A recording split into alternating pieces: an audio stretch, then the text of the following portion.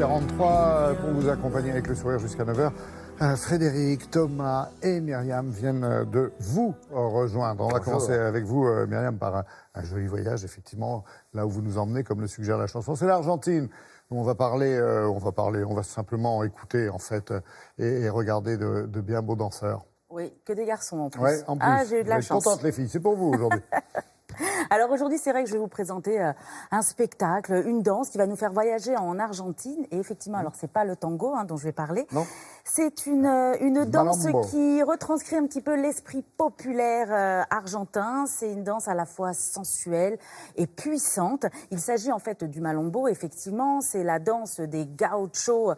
Ces gauchos, en fait, ce sont les gardiens du bétail en Argentine. Ouais. Ce sont des cow-boys, tout simplement. Alors c'est une danse qui est très peu connue en France et pourtant elle est très populaire en Argentine. D'ailleurs, elle est placée deuxième en Argentine, juste derrière le tango. Alors ça parle de quoi ? Eh bien, ça parle du rapport de l'homme avec la terre, ça parle du galop du cheval, ça parle de la passion de sa culture.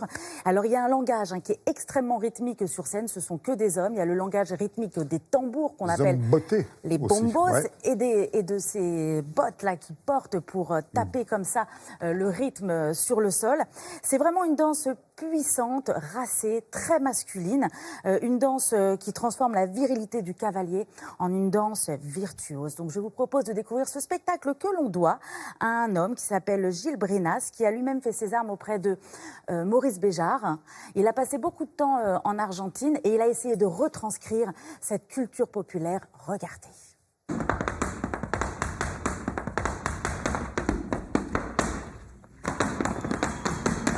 Le malambo est arrivé jusqu'en Argentine, qui a été récupéré par les gauchos, ces garçons vachés, ces cow-boys de la Pampa.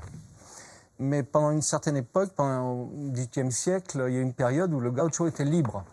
Il a 2 ponchos sur lui, un cheval, et ce cheval aussi lui donne le sens du rythme, le galop. Si on répète malambo plusieurs fois de suite, vous allez voir, on est déjà en galop. Hein. Malambo, malambo, malambo, malambo, et c'est parti.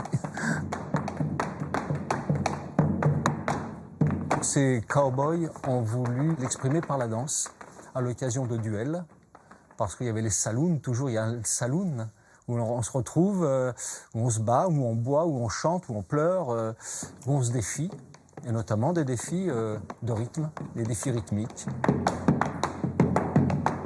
Il y avait très peu de femmes à cette époque-là. Les premiers tangueros dansaient le tango ensemble. C'est vrai que le malambo est une danse très masculine. Nous n'avons rien contre les femmes et les mouvements féministes, bien au contraire. Il y a quelques femmes qui dansent le malambo, mais c'est une danse majoritairement masculine et virile.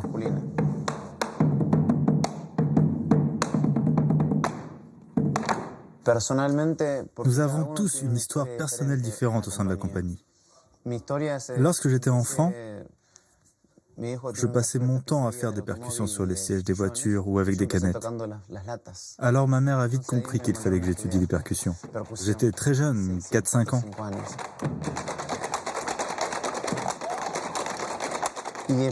J'ai donc appris le malambo grâce aux percussions et plus tard j'ai intégré une école de danse folklorique pour apprendre le malambo dans un premier temps et ensuite les danses folkloriques d'Argentine.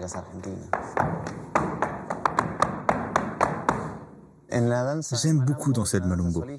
C'est une danse de soliste, le mouvement du corps accompagne la rythmique de la percussion et nos pieds ont aussi un rôle rythmique très important.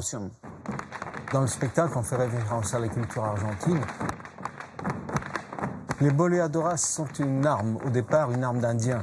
On attrape des chevaux avec ça, on tue une vache, c'est tellement puissant. Les vrais boleadoras sont des armes redoutables. On communiquait avec les tambours, les güeros, dans les vallées du Nord. On distribue de l'émotion, on envoie de l'énergie, de l'harmonie. On parle directement à l'âme, au cœur. Voilà, dire qu'en Argentine, on se battait à coups de talons sur le sol pour obtenir une femme dans les cafés à l'époque, il y a très longtemps, ça une devrait centaine revenir, ça d'années. c'est bien. Surveillez bien l'écran, je ne peux plus me poser ma petite question. Est-ce qu'on peut les voir, les admirer en France? Oui, à Bobino, effectivement, à Paris jusqu'au 21 avril pour l'instant. Si jamais vous passez par là, allez-y, vraiment, c'est très étonnant.